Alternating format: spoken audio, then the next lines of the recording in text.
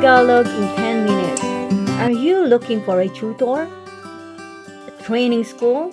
A professional language trainer but didn't find any? What should you do?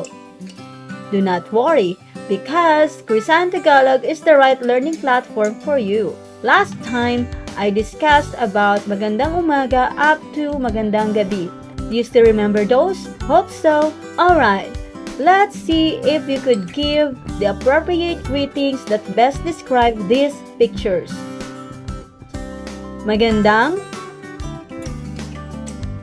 You're correct. Magandang?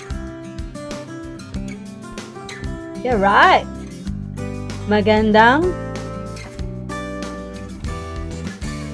Perfect. Magandang? Correct. If I happen to greet you a magandang umaga, what should be your response to me? Very good. And because of that, I will give you a big and huge thumbs up. Good work! Now that you learned something about our last topic, let's now proceed with the new ones. Ready? Kumusta ka? Kumusta derived from Spanish como esta. That means how are you? Ka in English means you.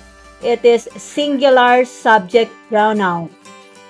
Ka, normally you can see it at the last part of a question, but you cannot see it in the beginning of a sentence or a statement. Mabuti in English means good or fine, while hindi means no or not. You could also say kumusta to shorten it, kumusta with the word si. Si is used for one name only. Example, we have here, kumusta si John? Did you get it? Kumusta si John? And again, if you're going to respond to that, all you need to say is mabuti or hindi mabuti. You may complete it like this. Mabuti si John or hindi mabuti si John. Kumusta plus ang and noun. Ang is used as a determiner. It is a definite article. The in English. Kumusta ang plus noun or common nouns.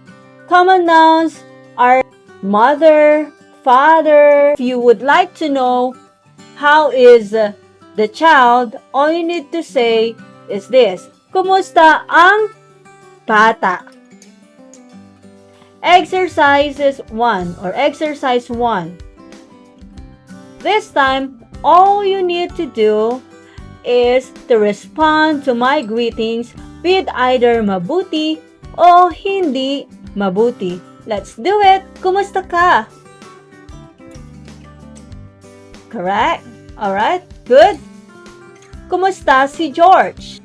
Okay. Kumusta si President Obama? Did I hear it right? Hindi mabuti? Okay. Kumusta si Jenny? Alright. Kumusta si Michael? Okay.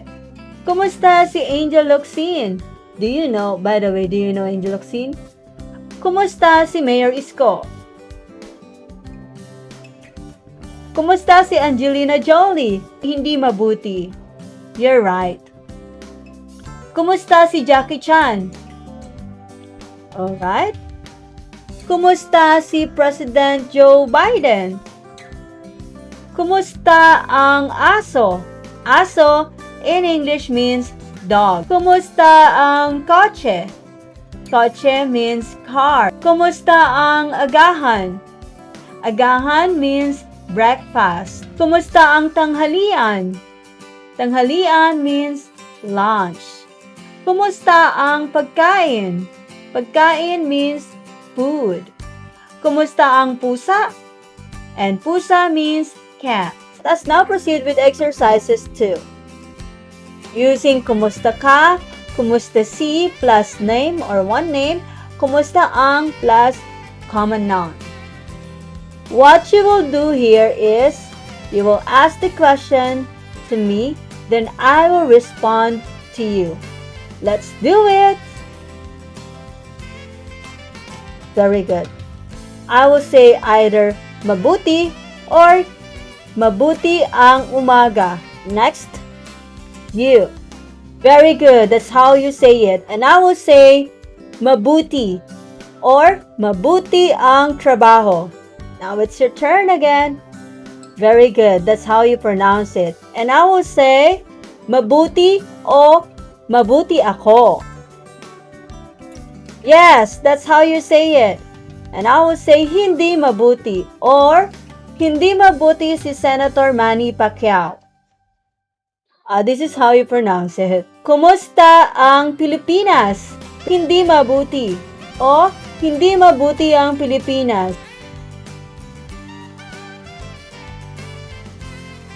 And I will say mabuti or mabuti ang gabi. Now, we're gonna move on to our next chapter, which is the evaluation. Read the following paragraphs, then translate into English. You can do it! In this part, all you need to do is to read it out loud in Tagalog. And then you may also record your voice if you want, so that you could be able to know if you pronounce it correctly. Then after reading the Tagalog version, kindly get a clean piece of paper to write your English translation. Write only the English translation, not the Tagalog. And I'm gonna give you time for that.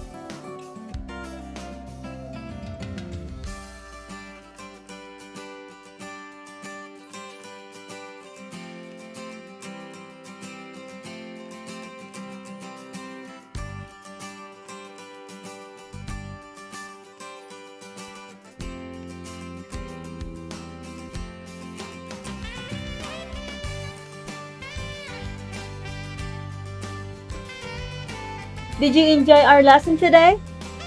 If yes, please write your comment below.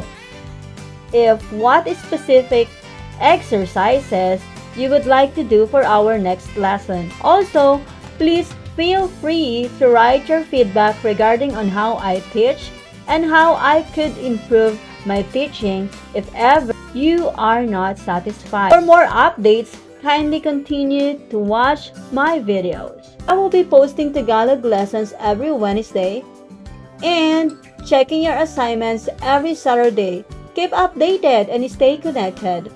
For your assignment or activities, kindly do the following. As you can see here, there is the fill in the blanks, translation exercises, matching, and the letter D is fill in the blanks again with an appropriate article si or ang.